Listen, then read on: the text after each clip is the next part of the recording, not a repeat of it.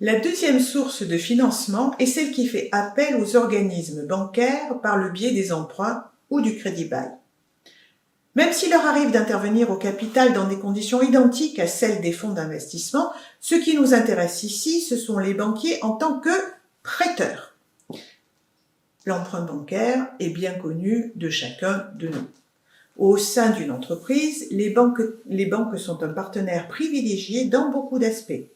Mais ici, seul l'emprunt à moyen et long terme ou le crédit-bail nous intéresse car il contribue au financement des projets à long terme de l'entreprise qui sont l'objet de notre propos. On gardera bien en tête que la relation de confiance entre l'entreprise et le banquier, la qualité de cette relation, les politiques de chacune des banques et les équipes en place à un instant T sont primordiaux et sont autant de paramètres qui entrent en jeu et qui peuvent modifier sensiblement le cadre habituel d'intervention des banques. Mais si on met de côté ces paramètres, l'intervention des banques est soumise à certaines conditions quasi normées que l'on doit connaître. L'entreprise doit avoir une certaine ancienneté, en général au moins 3 ans.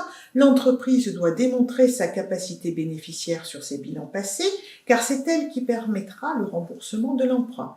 Les objets à financer sont la plupart du temps des biens matériels, des locaux, des machines, des véhicules de transport, du matériel informatique, etc., etc. Les banques ne financent que très rarement les investissements en recherche-développement ou bien le besoin en fonds de roulement, si on met à part, bien entendu, le financement de la trésorerie à court terme. Souvent, elle associera à ces prêts des garanties et des cautions personnelles et vous serez fréquemment amené à garantir ces emprunts sur votre patrimoine personnel, ce que l'on ne fait jamais de gaieté de cœur.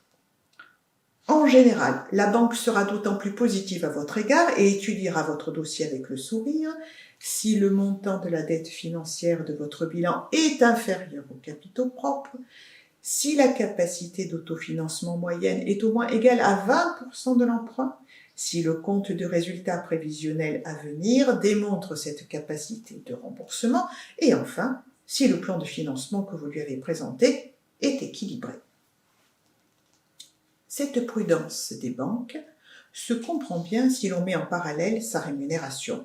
En comparaison avec l'espérance de gain de l'actionnaire, sa rémunération attendue est beaucoup plus faible. Ne perdons pas de vue que la banque se paye sur la différence de taux entre son taux d'emprunt et son taux de prêt. Les taux étant aujourd'hui extrêmement bas, sa rémunération est très faible. Elle prendra donc le moins de risques possible car ses marges de manœuvre sont très étroites.